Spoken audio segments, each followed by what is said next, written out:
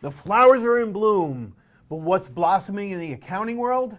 This is the IssuesWatch podcast.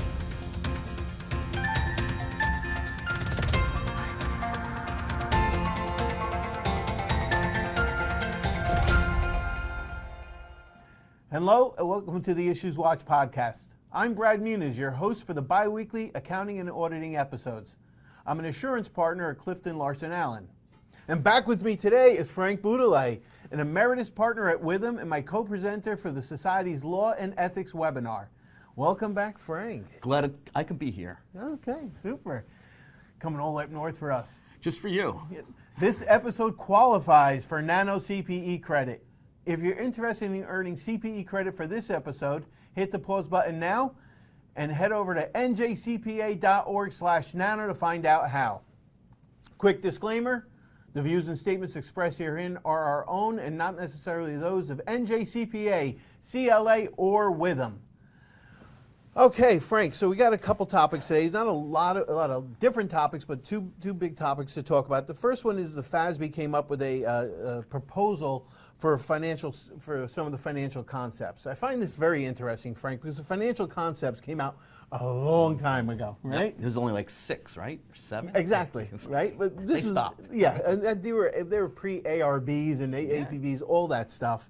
And the reason why I really found this interesting was I was doing a financial statement recently for a TIC, Tenants in Common, a real estate entity owned by two different parties, and they just own it as tenants in common.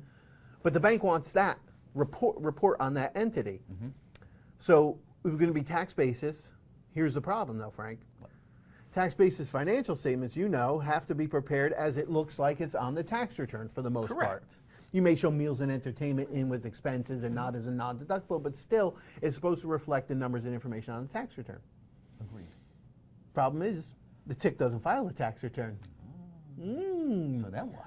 Well, what do we do? I don't know. So they said, well, why don't you just do GAAP? Now it's a real estate entity. Nobody really cares to have GAAP basis financial, especially since one of my partners was doing that was an audit.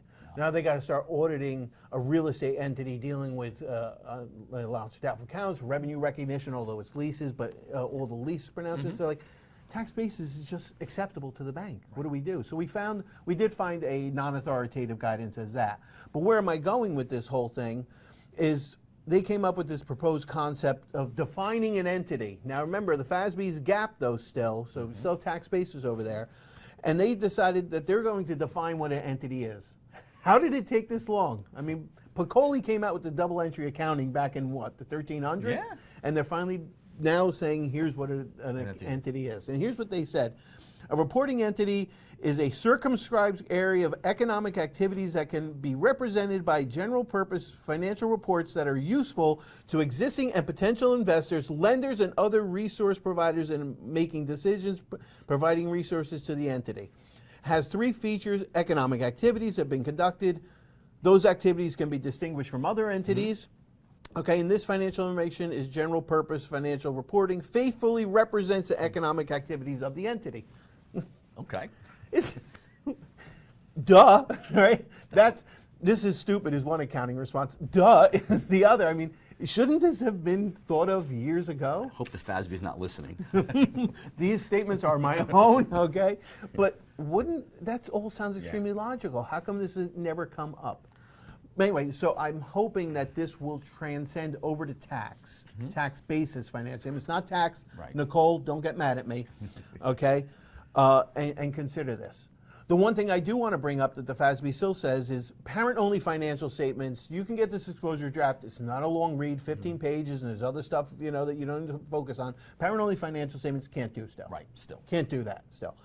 They talked about portion of an entity, a subsidiary branch. You still can do it, but it has to be that reflective of that entity. Okay, it can't be missing pieces that if that other information was in there, it would really show a proper picture.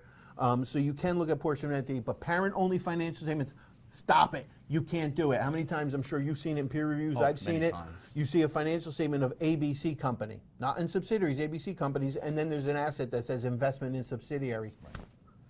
And the reason they do it? Well, because the bank doesn't want to see the subsidiaries. They just want to see the parent by itself. Oh, that's good, because I had a practitioner say to me, well, that's what the owner wants. Right. that too. Oh, Yeah. okay. Well, have the owner call Connecticut and talk to the FASB That's about why you that have one. consolidating information. Exactly, But- exactly. So that's it for the FASB. I think you have some PCAOB fun information. I do. Well, the PCAOB came out with a spotlight here, and we're going to talk about this, what was in there. So they basically looked at their 2023 inspection season, and they gave us a handout to their staff, which you can all get online, to go over what they're going to be focusing on this year. And they're looking at business risks that they're going to consider. They're basically looking into disruption in supply chains, no doubt, right, since 2020. The volatility in financial and commodity markets with those banks that are crashing. Right. Trend of cancellations and redemptions related to SPACs. Oh, you know that. Why do you say that? So the deal with the SPACs is when they couldn't find a company, a target to purchase, they had to liquidate. So that the SEC, the PCAOB is really focused on how accounting firms are treating that. M&A activities, including de-SPACing, where there's an actual acquisition, is the accounting correct? And then ongoing impact, remote and hybrid working. So they're looking at now how your firms are operating, not just accounting procedures or policies. So it's pretty interesting what we're going to get into. So they're looking to see what are auditors looking at when they're performing these audits.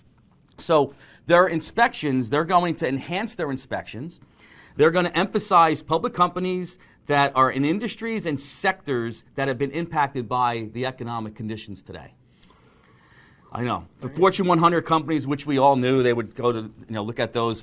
Public companies with sizable volatility market cap. So any companies that have market cap fluctuations, they're going to be looking at the audits of those entities. Again, looking at risk. And we'll talk a couple minutes later of why the focus was there.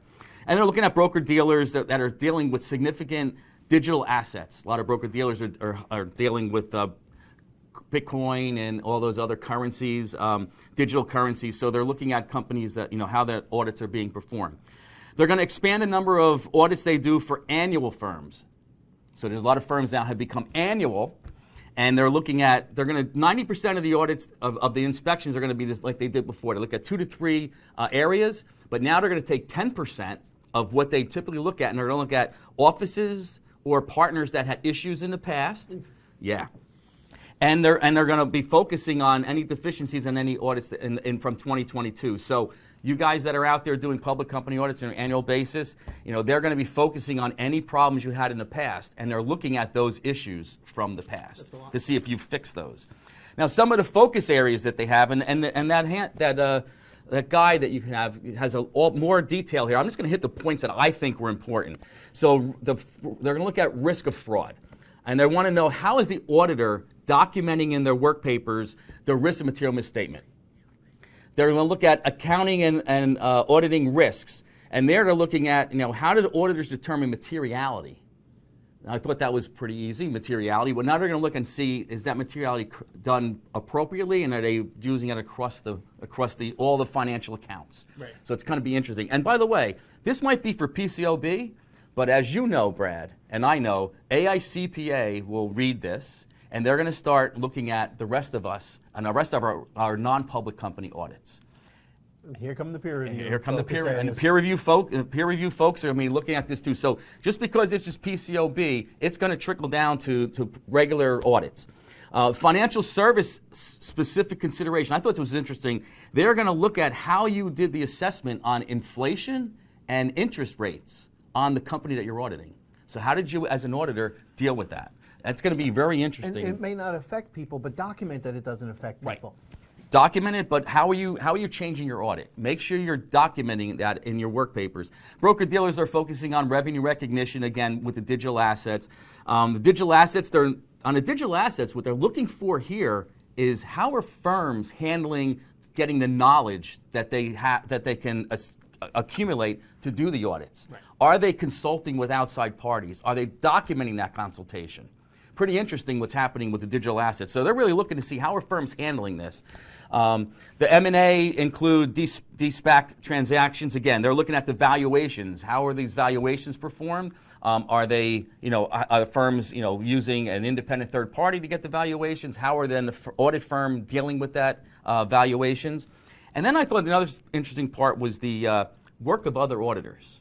And they said if you have audits out of the country and using auditors from, say, Russia or Ukraine, how are you now documenting that, and what are you doing to safeguard those audits? Right. So that's going to be, and then the last area was quality control. I thought this was really important. They're looking at your hiring, because right now we have a problem with hiring staff. So they're looking to see how are firms hiring and how are you deploying those staff into the audits, how are you training those staff to get up to speed, and they're looking at independence. So that's a big area that they're dealing with, and this is all going to trickle down to regular non-public company audits as well. And it's funny, a bunch of those that you mentioned, risk assessment 145 is out, use of other orders SAS 149 is out, quality control, the quality management standards is out. So NJCPA has been working on this too. They have. So again, to your comments just a few minutes ago, or the peer review is going to be focusing on this too. 100%. Real couple PCAOB comments, and it relates to SPACs. Okay. The PCAOB reviewed 44 SPACs audits performed in 2021, and of those, 61% had deficiencies. In 2022, the PCAOB reviewed 71 SPACs, and 37% had at least one deficiency. So you're looking here saying they tested more, they found less of a percent. That's good, but still they don't like those percents. No. And we can debate, or you can debate, what's a deficiency and what's not. Last thing I'm going to say real quick, something that Paula Young from Eisner mentioned at the Accounting and Auditing Standards Interest Group, that there's a proposal by the PCAOB to reduce the number of days so binders finalized down to 15. 15 days. That's big. So this is the interesting stuff you heard. Jay Levine brought up some other information. People should really check that stuff out. So, all right, as we wrap up, a few reminders. Frank and I will be presenting a 3-hour accounting and auditing update webinar on May 12th with a replay on May 19th. That'll be fun. Yep. The Audits of Employee Benefit Plans conference is on May 18th. And we hope to see you all in person at the NJCPA Convention and Expo on June 13th to the 16th in Atlantic City. Frank and I will be presenting the New Jersey Law and Ethics course in person at the convention. And you can earn up to 20 CPE credits. And you can see Brad on the dance floor, and I'm saying this right now, I have a bad ankle. I will be on the dance floor with you, Brad. I might be sitting in a chair and you're dancing around me, but we will be there. So you better be there too. All right, be like an old-time wedding. Get the details and register at njcpa.org/events.